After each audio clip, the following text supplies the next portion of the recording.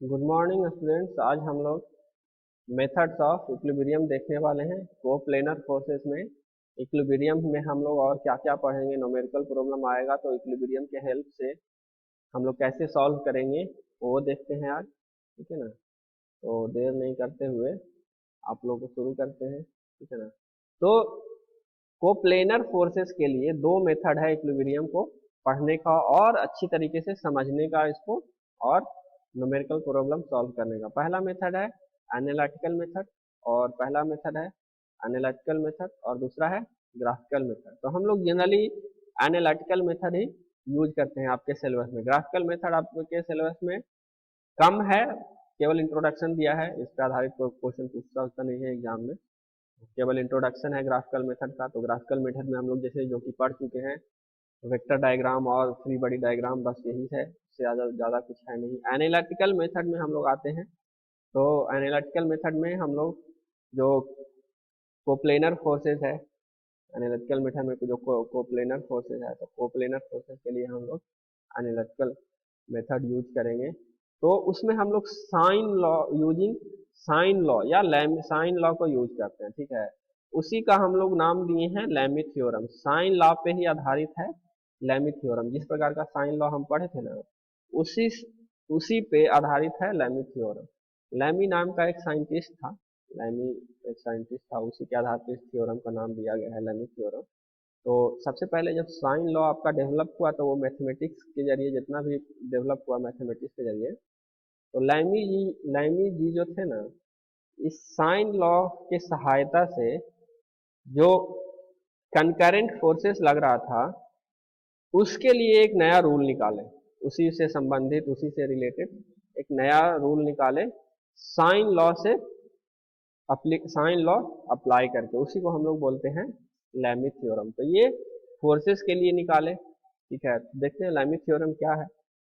तो Lammy theorem में Lammy जी ने स्टेट किया कि जब if three forces acting at A point, एक पॉइंट पे जब फोर्स एक्ट करेगा, और हम पढ़ रहे हैं कौन सा कौन सा फोर्स पढ़ रहे हैं, कोप्लेनर फोर्सेस पढ़ रहे हैं ना। एनालिटिकल मेथड में जो हम लोग लैमी थ्योरम पढ़ रहे हैं, तो किसके लिए पढ़ रहे हैं, कोप्लेनर फोर्सेस का। तो सिंगल प्लेन में एक्ट करेगा ये सारा फोर्सेस।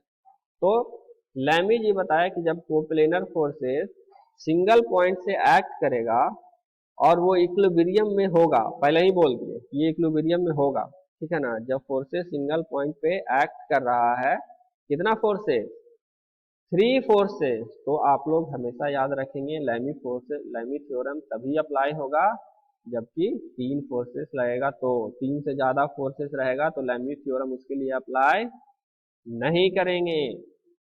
ठीक है ना, तो लैमी जी बताए। पहले चलो पूरा स्टेटमेंट देख लेते हैं। आप लोग स्टेटमेंट आप लोग पहले याद कर लो इसका, कि if three coplanar forces acting at a point to be in equilibrium, then each force is proportional to the sine of the angle between other two forces।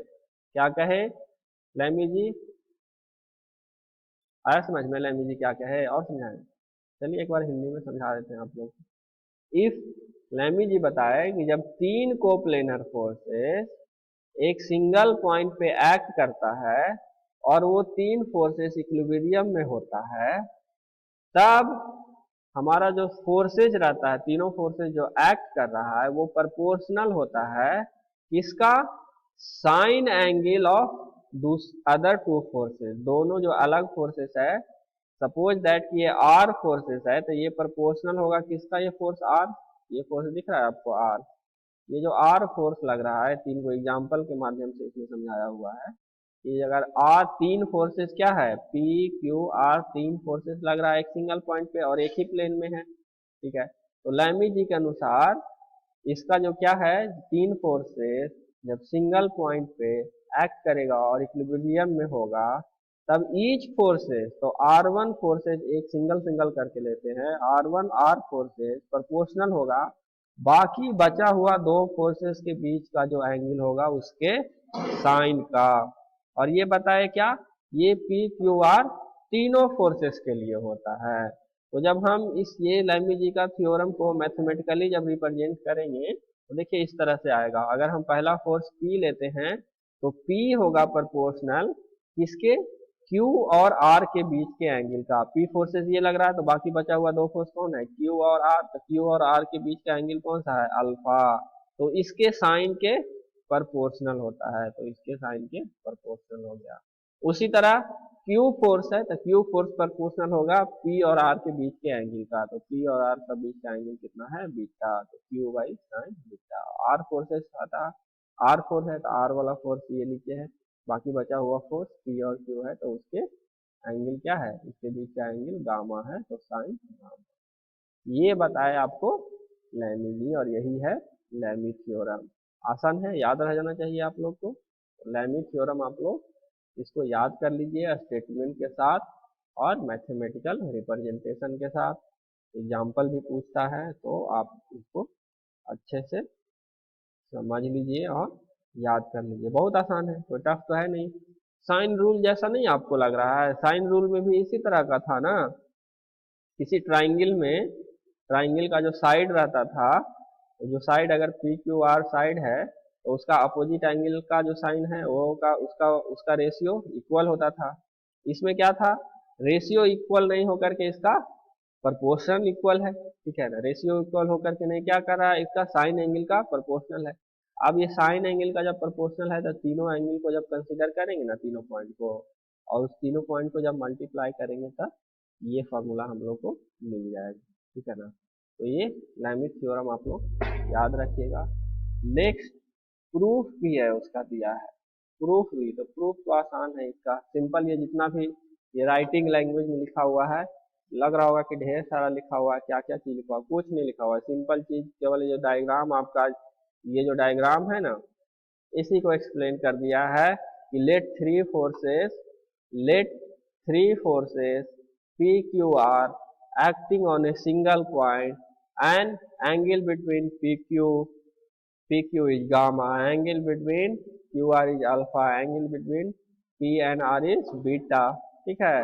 These forces acting on a single plane, since these forces in equilibrium, in equilibrium, so according to Lamy theorem, according to Lamy theorem, बस यही लिख देना, ठीक है ना।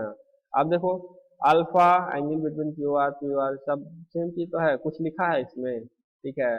बस क्या किया है, तीन जो फोर्सेस हमको लग रहा था, तो जैसे पैरेललोग्राम में हम लोग पैरेललोग्राम बनाते थे तो कोई दो फोर्सेस लेंगे, कोई भी दो फोर्सेस लेंगे। जैसे इसमें क्यू और पी लिया है, ये फोर्सेस क्यू और पी आपको डायग्राम में दिख रहा होगा ऊपर में, ठीक है ना।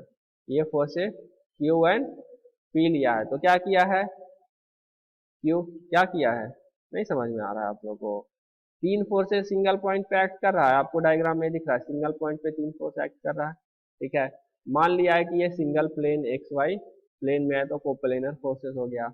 अब क्या किया है कि क्यू फोर्स के पैरेलल एक लाइन खींचा है और पी फोर्स के पैरेलल एक लाइन खींचा है और इसके डायगोनल को आपको मिला दिया। तो ये एक पैरेललोग्राम आपको दिख रहा है, ये पैरेलल है इसके, ये पैरेलल है इसके, तो पैरेललोग्राम दिख रहा है। तो पैरेललोग्राम जब दिख रहा है तो ये भी कुछ एंगल होगा, ये भी कुछ एंगल होगा, ठीक है।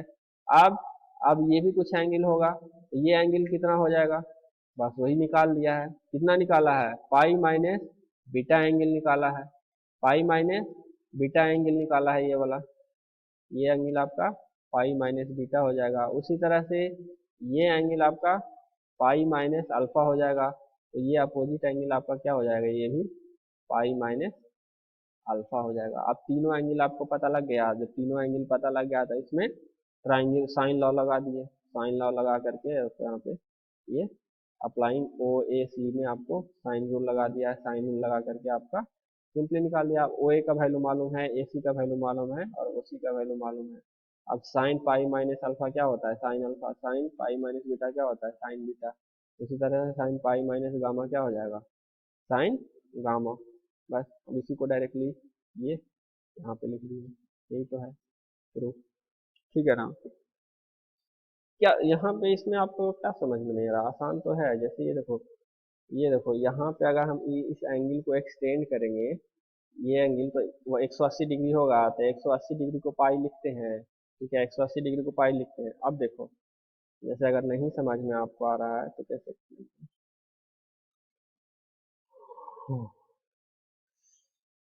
यहाँ पे देखो एक बार फिर से, एंगल में अगर कोई कंफ्यूजन है कि सर एंगल कैसे निकाल लिया। ठीक है, ये तो आपका कौन सा फोर्स था, ये आपका क्यू फोर्स था। ठीक है, और सपोज दैट यहाँ तक आपको कौन सा फोर्सेस आ गया, यहाँ तक फोर्सेस पी आ गया। ठीक है, अब इस पी के पैरेलल जब ये लाइन खींचेंगे, ठीक है, और क्यू के पैरेलल ये लाइन खींच दिया। ठीक है, ठीक है, तो ये एंगल कितना हो जाएगा, इस एंगल के बराबर हो जाएगा। ये एंगल आपका कितना, ये एंगल आपका कितना था, गामा था, गामा था, तो ये एंगल आपका क्या हो जाएगा, पाई माइनस गामा हो जाएगा। एक एंगल निकल गया, एक एंगल निकल गया ना जी।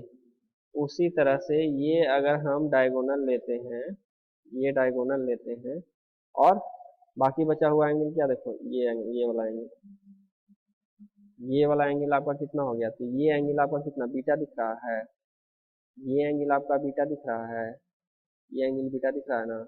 तो देखो यहाँ पे इस लाइन को जब एक्सटेंड करेंगे और इस लाइन को एक्सटेंड करेंगे, तो ये वाला एंगल आपका कितना आ जाएगा, ये वाला एंगल आपका बीटा आ जाएगा अपोजिट एंगल से, बीटा आएगा ये वाला एंगल। अब ये वाला एंगल बीटा आ जाएगा तो ये एंगल कितना आ जाएगा, पाई माइनस बीटा आ जाएगा। नम एज पे देखो ये वाला एंगल, ये वाला एंगल यहाँ पे छोटा सा दिख रहा होगा आपको डायग्राम में, ये वाला एंगल पाई माइनस बीटा हो जाएगा। जैसे ये वाला गामा था तो पाई माइनस गामा आया था, तो ये वाला लाइन, ये लाइन को कंसीडर करो, ये 180 डिग्री का लाइन, एक किसी भी हॉरिजॉन्टल लाइन पे 180 डिग्री का लाइन बनता है, 180 डिग्री का एंगल बनता है। उसमें से अगर ये वाला बीटा है तो बाकी बचा हुआ कितना आ जाएगा, पाई माइनस बीटा आएगा। तो ये पाई माइनस बीटा, तो ये भी पाई माइनस बीटा हो जाएगा, ये भी पाई माइनस बीटा हो जाएगा। सिमिलरली ये भी उसका आपका पाई माइनस बीटा हो जाएगा। सॉरी, अगर ये एंगल इतना है, ये वाला एंगल, ये वाला एंगल इतना है, तो ये पाई माइनस बीटा हो जाएगा और ये पाई माइनस अल्फा हो जाएगा। ठीक है ना, ये पाई माइनस अल्फा हो जाएगा। इसी तरह से तीनों एंगल आपका निकल जाएगा और साइन रूल आप अप्लाई कर देंगे। ठीक है, तो बस इतना ही तो प्रूफ है। 4 नंबर का क्वेश्चन आपका कंप्लीट। नेक्स्ट हम लोग देखते हैं लैमिस थ्योरम का लिमिटेशन क्या है। लैमिस थ्योरम का क्या लिमिटेशन है, कहाँ कहाँ पे लैमिस थ्योरम अप्लाई करते हैं और कहाँ कहाँ पे नहीं कर सकते हैं। लैमिस थ्योरम का लिमिटेशन, लिमिटेशन का मतलब क्या, क्षमता, वहां पे जाके रुक जाएगा, उसके ज्यादा हम लोग अप्लाई नहीं कर सकते हैं। तो लिमिटेशन में देखते हैं, Lami's theorem is applicable only if body is in equilibrium. Statement में ही लैमिस थ्योरम का लिखा हुआ है, स्टेटमेंट में ही क्या लिखा हुआ है, लैमी जी बताया कि जब बॉडी इक्विलिब्रियम में होगा तभी हम कह सकते हैं कि जो फोर्स होगा उसके बाकी बचा हुआ दोनों फोर्सेस के साइन एंगल का प्रोपोर्शनल होगा। तो पहला लिमिटेशन तो यहीं पे हो गया कि बॉडी को क्या रहना चाहिए, हमेशा इक्विलिब्रियम में रहना चाहिए, तभी लैमी थ्योरम अप्लाई कर सकते हैं। दूसरा लिमिटेशन क्या है, दूसरा लिमिटेशन क्या है कि एक नॉन कंकरेंट फोर्स पे, नॉन कंकरेंट फोर्स जब रहेगा तो अप्लाई नहीं कर सकते हैं लैमिस थ्योरम। जब फोर्सेस हमारा नॉन कंकरेंट रहेगा तो अप्लाई नहीं कर सकते हैं, फोर्सेस जब हमारा पैरेलल रहेगा तो अप्लाई नहीं कर सकते हैं। कब अप्लाई कर सकते हैं, जब केवल और केवल कंकरेंट फोर्सेस रहेगा तभी अप्लाई कर सकते हैं, केवल और केवल कंकरेंट फोर्सेस रहेगा और कोप्लेनर फोर्सेस रहेगा तभी अप्लाई कर सकते हैं। और तीसरा एप्लीकेशन क्या होगा, ये केवल और केवल 3 फोर्सेस जब भी लगेगा तभी अप्लाई होगा, 3 फोर्सेस से कम रहेगा, 2 फोर्सेस रहेगा तो भी लैमी थ्योरम अप्लाई नहीं कर सकते हैं, और 3 फोर्सेस से ज्यादा रहेगा तो भी लैमी थ्योरम अप्लाई नहीं कर सकते हैं, केवल और केवल 3 फोर्सेस के लिए ही ये अप्लाई कर सकते हैं। चौथा क्या होगा, लैमी, यहाँ पे देखो एच छूट गया है, थ्योरम है, थ्योरम नहीं होता, थ्योरम। तो the Lammy theorem is not applicable for non coplanar forces. जब फोर्सेस हमारा कोप्लेनर नहीं होगा, नॉन कोप्लेनर होगा। कोप्लेनर फोर्सेस का मतलब क्या, सिंगल प्लेन में एक्ट करना। सपोज दैट कोई एक्स वाई प्लेन है, एक्स वाई प्लेन है, तो केवल और केवल एक सिंगल प्लेन में एक्ट करेगा तभी होगा, चाहे वो एक्स वाई प्लेन हो या वाई जेड प्लेन हो, चाहे वो जेड एक्स प्लेन हो, कोई एक प्लेन में एक्ट करेगा तभी हम लैमी थ्योरम अप्लाई कर सकते हैं। अदरवाइज लैमी थ्योरम अगर अप्लाई करेंगे तो रिजल्ट हमारा सही नहीं आएगा, ठीक है ना, क्योंकि उस कंडीशन के लिए लैमी थ्योरम अप्लाई ही नहीं है, तो अप्लाई करेंगे तो हमारा रिजल्ट कैसे आएगा। तो ये 4 गो लिमिटेशन है लैमी थ्योरम का, ठीक है। जब लॉन्ग में पूछा जाएगा लैमी थ्योरम को एक्सप्लेन करने के लिए 6 नंबर के लिए, कभी ये 6 नंबर के लिए अगर पूछेगा कि explain and proof the Lammy theorem, तो लैमी थ्योरम का स्टेटमेंट भी लिखना होगा, प्रूफ भी लिखना होगा, लिमिटेशन और एप्लीकेशन भी लिखना होगा, तभी आपको 6 का 6 नंबर देगा, अदरवाइज नंबर काट लेगा, 2 नंबर या 4 नंबर मैक्सिमम देगा। कि अगर प्रूफ भी केवल लिख के छोड़ कर दीजिएगा तो 4 नंबर ही मिलेगा। लैमी थ्योरम का अगर प्रूफ पूछा है और वो अगर क्वेश्चन 6 मार्क्स का है तो केवल और केवल प्रूफ लिख के छोड़ दीजिएगा तो वो 4 ही नंबर देगा आपको। तो जहाँ क्वेश्चन अगर 6 नंबर के लिए आया तो तीनों चीज़ स्टेटमेंट, प्रूफ और लिमिटेशन एंड एप्लीकेशन सब आपको लिखना ही है, ठीक है, तभी 6 का 6 नंबर देगा एग्जाम में, तो ये ध्यान रखिएगा। तो लिमिटेशन हम लोग देख लिए लैमी थ्योरम का। इसके बाद हम लोग एप्लीकेशन देखेंगे कहाँ कहाँ पे अप्लाई कर सकते हैं। लिमिटेशन में क्या दिया, कहाँ पे अप्लाई कर सकते हैं, कहाँ पे अप्लाई नहीं कर सकते हैं। एप्लीकेशन में हम लोग ये देखेंगे कहाँ पे लैमी थ्योरम अप्लाई होता है और कहाँ पे इसको यूज कर सकते हैं, ठीक है ना, कहाँ पे यूज कर सकते हैं, ये हम लोग देखेंगे एप्लीकेशन और यूज में लैमी थ्योरम में। तो क्या है, it is use to solve problem on equilibrium. जब 3 फोर्सेस लगेगा और कोप्लेनर फोर्सेस रहेगा तो उस कंडीशन में न्यूमेरिकल प्रॉब्लम सॉल्व करने के लिए हम इसको यूज करते हैं, ठीक है। और किस चीज के लिए कैलकुलेट करते हैं, द अननोन कॉन्टैक्ट फोर्स या रिएक्शन फोर्स को ज्ञात करने के लिए इसको यूज करते हैं। टेंशन इन द स्ट्रिंग, अगर स्ट्रिंग में टेंशन है रोप केबल वगैरह वायर वगैरह का, तो उसको हम लोग पता लगाने के लिए भी, उसका एग्जैक्ट वैल्यू ज्ञात करने के लिए भी हम लोग लैमी थ्योरम का उपयोग करते हैं। इसके अलावा inclination of a string, inclination of the string with vertical और हॉरिजॉन्टल सरफेस। जब कोई स्ट्रिंग अटैच हो हॉरिजॉन्टल और वर्टिकल सरफेस पे और उस पर कोई वेट लग रहा हो या कोई टेंशन क्रिएट हो रहा हो उसमें, तो उसको भी टेंशन वगैरह ज्ञात करने के लिए हम लोग उसको उपयोग करते हैं। साथ साथ अगर मान लिया कोई स्ट्रिंग, जैसे कोई एक वॉल है, वॉल पे सोचो सोचो कि 2 गो स्ट्रिंग, मतलब क्या होता है, धागा या रस्सी होता है, धागा या रस्सी अटैच है, खींचा हुआ है, सपोज दैट यहाँ पे कोई पुल्ली लगा हुआ है, अटैच किया हुआ, तो ये एंगल वगैरह ज्ञात, कितना एंगल से ये खिंचा रहा है, कितना एंगल ये क्रिएट कर रहा है पुल्ली के बीच में, कितना एंगल से ये जुड़ रहा है, इसी को बोलते हैं इंक्लाइनेशन। तो ये एंगल हम लोग अल्फा बीटा और गामा, ये एंगल ज्ञात करने के लिए भी लैमी थ्योरम का हम लोग उपयोग करते हैं, ठीक है।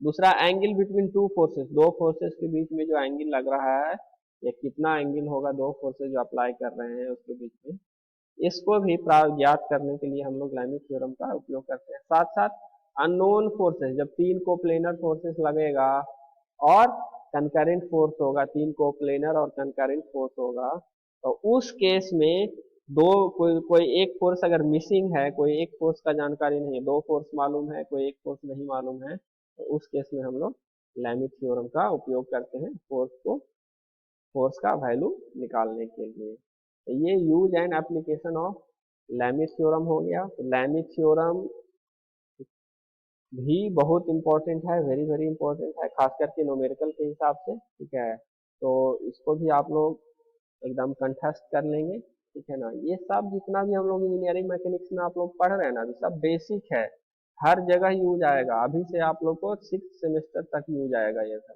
इसीलिए ये सब छोटा छोटा चीज है, बेसिक चीज है, और बहुत ज़्यादा टफ भी नहीं है, आसान भी नहीं है, तो एकदम से इसको याद करते चलना है, बाद के लिए नहीं छोड़ना है कि अच्छा एग्जाम आएगा तो पढ़ लेंगे, तो उस समय नहीं पार लगेगा, क्योंकि ये छोटा छोटा जो चीज़ है ना मिलके ढेर सारा हो जाता है। देख रहे हैं आपको, वेरिगेंस थ्योरम आ रहा है, पैरेललोग्राम लॉ आ रहा है, फ्री बॉडी डायग्राम आ रहा है, फिर लैमी थ्योरम आ रहा है, तो ऐसे करके बढ़ते जा रहा है ना धीरे धीरे। इसको अगर आप छोड़ दीजिएगा कि ठीक है बाद में पढ़ लेंगे, अभी तो एग्जाम का डेट भी नहीं आया है, तो उस समय आपको पार लगेगा, आप पढ़ा हुआ नहीं पार लगेगा। तो इसको एक एक करके क्लियर करते चलना है। न्यूमेरिकल वगैरह जैसे जैसे आता है बता ही रहे हैं आप लोग को, उसका प्रैक्टिस करते चलना है। देखिए लैमी थ्योरम पे भी आधारित एक प्रॉब्लम आ गया। तो लैमी थ्योरम का यूज करके हम लोग प्रॉब्लम कैसे सॉल्व करते हैं, एग्जाम्पल के माध्यम से हम लोग समझते हैं। देखिए एक स्ट्रिंग, दो स्ट्रिंग है अटैच है, उससे तीसरा स्ट्रिंग अटैच है और तीसरा स्ट्रिंग में एक वेट लगा हुआ है। क्वेश्चन है, क्वेश्चन पढ़िए पहले। ठीक है, हम समझा तो देंगे मगर अपने से जब तक आप लोग क्वेश्चन नहीं पढ़िएगा एग्जाम में कैसे समझिएगा। एग्जाम में क्वेश्चन दे देगा, आप आके बोलिएगा सर क्वेश्चन ही समझ में नहीं आया। तो जब तक क्वेश्चन आप पढ़िएगा नहीं समझ में नहीं आएगा। खाली डायग्राम देख के क्वेश्चन समझ में नहीं आएगा। ठीक है ना, क्वेश्चन को पढ़ना जरूरी है और पढ़ के समझना ये जरूरी है कि क्वेश्चन हमसे पूछ क्या रहा है। ठीक है ना, केवल डायग्राम देखने से कुछ नहीं होगा। ठीक है, तो देखो क्वेश्चन है, एग्जाम्पल प्रॉब्लम एक लिए हैं, आपका बुक से ही लिए हैं। ठीक है ना, तो एग्जाम्पल प्रॉब्लम है, देखो a weight of 240 newton is connected with two ropes as shown in the figure, find the tension in each rope. कह रहा है कि एक एक भार है कितने का, 240 न्यूटन का एक वेट है जो रोप के माध्यम से कनेक्टेड है। किस तरह से कनेक्टेड है, तो जिस तरह से डायग्राम में दिखाया गया है इस तरह से आपको रोप के माध्यम से कनेक्टेड है। ये एक रोप है, ये एक रोप है और ये एक रोप है, इस तरह से कनेक्टेड है। और इस पे एक वजन रखा गया है, वेट रखा गया है तीसरा रोप पे 240 न्यूटन का। ठीक है, अब बता रहा है कि टेंशन इसमें कितना क्रिएट होगा, बताइए तीनों का तीनों रोप में कितना, इसमें कितना टेंशन होगा, इसमें कितना टेंशन होगा, इसमें कितना टेंशन होगा, आप बताइए। क्लियर है, क्वेश्चन समझ में आया। ए वेट, देखो कहता है कि एक वेट है 240 न्यूटन का कोई वजन है जो कि एक रोप के माध्यम से कनेक्टेड है इस तरह से। ये एक वॉल है, यहाँ पे एक रोप कसा हुआ है, एक वॉल है, यहाँ पे एक रोप कसा हुआ है और एक 240 न्यूटन का वेट आपको लटकाया हुआ है। तो बताइए कि T1 कितना होगा, T1 कितना होगा और T2 कितना होगा, जबकि एंगल आपको दिया हुआ है, ये एंगल 30 डिग्री है और ये एंगल 60 डिग्री है। तो टोटल एंगल कितना होगा, ये 90 डिग्री हो जाएगा। टोटल एंगल ये 90 डिग्री हो जाएगा। तो सपोज दैट ये अल्फा मानते हैं। ठीक है, सपोज दैट ये अल्फा मानते हैं तो ये 90 डिग्री हो जाएगा। क्लियर है, तो बाकी बचा हुआ एंगल हम लोग निकाल लेंगे कितना होगा। जो ये देखो हॉरिजॉन्टल लाइन, इस वर्टिकल लाइन है, तो ये टोटल एंगल कितना होता है, पाई होता है। किसी भी कोई हॉरिजॉन्टल एंगल है ना, ये अगर हॉरिजॉन्टल है तो ये टोटल एंगल कितना होता है, पाई होता है। ठीक है, तो उसी तरह से ये वर्टिकल लाइन है तो वर्टिकल में भी ये एंगल कितना हो जाएगा, टोटल पाई हो जाएगा। अब देखो यहाँ पे कंसीडर करो आप, जहाँ पे तीनों रोप ज्वाइंट हो रहा है, जहाँ पे तीनों रोप ज्वाइंट हो रहा है वहाँ पे कंसीडर कीजिए। देखिए कि ये तीनों रोप जब ज्वाइंट हो रहा है तो यहाँ से कुछ फोर्स ये किसी, ये क्योंकि ये वेट इससे बंधा हुआ है तो ये नीचे की ओर खींचेगा। इस पॉइंट को कंसीडर कीजिए, यहाँ से देखिए ये पॉइंट जब नीचे की ओर खींचेगा तो ये भी इसको इधर की ओर खींचेगा और ये भी इसको इधर की ओर खींचेगा। तो यहाँ पे क्या होगा, यहाँ पे रिएक्शन फोर्स लगेगा। ये इधर की ओर अगर खींच रहा है तो रिएक्शन फोर्स इधर की ओर लगेगा। तो यही रिएक्शन फोर्स इसमें टेंशन के रूप में दिया हुआ है। यही रिएक्शन फोर्स इसमें क्या है, टेंशन की। यहाँ पे भी सिमिलरली ये रोप क्या है, इस वजन के कारण रोप इधर की ओर खींचेगा, इस ओर खींचेगा। तो यहाँ पे टेंशन क्या है, उसके अपोजिट डायरेक्शन में लग रहा है। ठीक है ना, तो ये T2 और ये T1 लग रहा है। समझ गया T1 T2 कैसे लग रहा है। जो यहाँ पे देखिए ये नीचे की ओर खींच रहा है तो यहाँ पे कोई रोक है, यहाँ पे किसी चीज से बंधा हुआ है, रोप नहीं ना है, यहाँ पे वॉल नहीं ना है। तो ये नीचे की ओर इसमें कितना फोर्स लग रहा है, डायरेक्ट बोलेंगे F लग रहा है, इक्वल टू 240 न्यूटन। अगर यहाँ पे भी टेंशन दर्शाएंगे तो वेट नीचे की ओर लग रहा है तो टेंशन यहाँ पे भी क्या होगा, टेंशन इसके अपोजिट डायरेक्शन में नीचे में लग रहा है तो टेंशन यहाँ ऊपर की ओर लगेगा अगर टी से दर्शाते तो। ठीक है, तो अगर फोर्स से दर्शा रहे हैं तो फोर्स से इस डायरेक्शन में ले रहे हैं। ठीक है, इतना तक क्लियर है, क्लियर है यहाँ तक। अब देखो एंगल निकालते हैं। एक चीज देख रहे हैं, लेमी थ्योरम यहाँ पे अप्लाई कर सकते हैं, पहले बताइए तो। क्योंकि देखो बिल्कुल अप्लाई कर सकते हैं, तीन फोर्सेस आ गया, एक टेंशन फोर्स ये, एक ये टेंशन फोर्स ये, या दूसरा वेट वाला फोर्स ये, तीन फोर्स आ गया तो तीन फोर्स है, लेमी थ्योरम हम लोग आ सकते हैं। कंकरेंट है, एक सिंगल पॉइंट से तीनों फोर्स गुजर रहा है लाइन ऑफ एक्शन, तो कंकरेंट फोर्स हो गया। तो सिंगल फोर्स से, सिंगल पॉइंट से तीनों फोर्स गुजर रहा है तो कंकरेंट फोर्स है, तो लेमी थ्योरम हम अप्लाई कर सकते हैं यहाँ पे। क्योंकि लेमी थ्योरम क्या बताता है कि तीन फोर्सेस लगे तो तीन फोर्सेस लगे तो फोर्सेस जब कनकरेंट हो तो और कोप्लेनर हो तो ये तीनों कंडीशन को सेटिस्फाइड कर रहा है कि एक कनकरेंट फोर्स भी है, तीन फोर्सेस भी है और कोप्लेनर भी है, तो लैमी थ्योरम हम इसमें अप्लाई कर सकते हैं। तो चलिए अप्लाई करते हैं लैमी थ्योरम। तो लैमी थ्योरम अप्लाई करने के लिए हमको क्या चाहिए, जो तीनों फोर्स लग रहा है तो तीनों फोर्स के बीच में एंगल कितना कितना लग रहा है वो हमको मालूम करना चाहिए, ठीक है ना। तो ये हमको देखिए, ये टोटल एंगल अगर पाई है तो ये वाला एंगल कितना हो जाएगा, ये वाला पाई माइनस 60 डिग्री हो जाएगा, एंगल हो जाएगा ना पाई माइनस 60 डिग्री। सिमिलरली ये वाला एंगल हम कितना करेंगे, ये वाला एंगल भी अगर ये एंगल टोटल पाई है तो ये एंगल कितना हो जाएगा, कितना हो जाएगा, पाई माइनस 30 डिग्री हो जाएगा। पाई का वैल्यू कितना होता है, पाई का वैल्यू होता है 180 डिग्री, ठीक है। तो ये एंगल कितना हो जाएगा, 150 डिग्री हो जाएगा और ये एंगल कितना हो जाएगा, 120 डिग्री हो जाएगा, निकल गया। और ये एंगल कितना हो जाएगा, ये टोटल एंगल 60 + 30 90 डिग्री, तीनों का एंगल, तीनों फोर्स के बीच का एंगल निकल गया। अब हम लैमी थ्योरम लगा देंगे। तो देखो W हमको मालूम है, तो W के अपोजिट वाला एंगल लैमी थ्योरम में क्या होता था, अपोजिट वाला एंगल, तो W बाई साइन गामा, तो इसको हम गामा मान लेते हैं। तो साइन गामा हमको मालूम है, साइन गामा मालूम है ना जी, साइन 90 डिग्री, तो अप्लाई कर देंगे। W by sine gamma equal to T2 force ले रहे हैं, तो T2 के अपोजिट एंगल कौन सा है, T2 के अपोजिट एंगल, T2 के अपोजिट T2 ये हो गया, तो बाकी दो बचा हुआ फोर्स क्या हो गया, W और T1, तो W और T1 के बीच का एंगल कितना निकाले थे, 120 डिग्री, तो साइन 120 डिग्री। अब W भी मालूम है, साइन गामा भी मालूम है, साइन 120 डिग्री का वैल्यू भी हम लोग निकाल लेंगे कैलकुलेटर से। साइन 90 का वैल्यू क्या होता है, साइन 90 डिग्री का वैल्यू 1 होता है, तो ये कितना हो जाएगा, ये रेशियो 1 हो जाएगा, W हो जाएगा।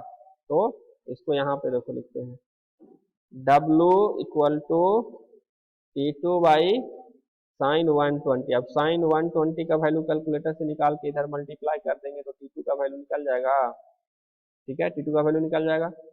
सिमिलरली सेकेंड केस में इसका और इसका वैल्यू मिला लेंगे, W बाई, देखो ऊपर में लिखते हैं यहाँ पे, जहाँ पे क्वेश्चन लिखा हुआ W by sine gamma equal to T1 ले रहे हैं, तो T1 के बाद बचा हुआ कौन सा फोर्स, T2 और W, तो T2 और W के बीच का एंगल क्या निकाले थे, 150 निकाले थे, तो T1 बाई साइन 150 डिग्री।